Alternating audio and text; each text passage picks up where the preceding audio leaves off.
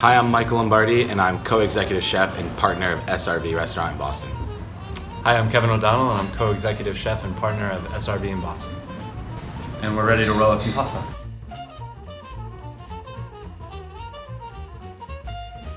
So we make a little well in the center. Eggs go right in the center.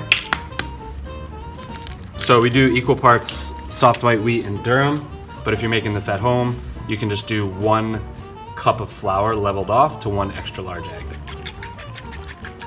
So once you have these scrambled eggs, you want to slowly start to incorporate some of the flour.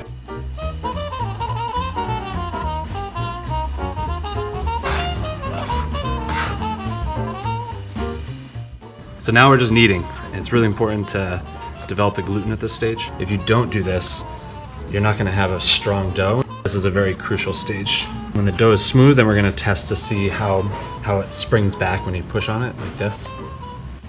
So we have to let this rest now. We can't just roll it right out because you can see that if we try to roll it, it's just going to constrict right back. So we let it rest anywhere between a half an hour, an hour. You could even put it in the refrigerator, let it rest overnight. So we've allowed the dough to rest, so now we'll be able to roll it out without it shrinking back in size. So we're going to take a little bench flour, dust our work surface. We're just going to start in the middle and work our way out, applying even, gentle pressure and turning as we go.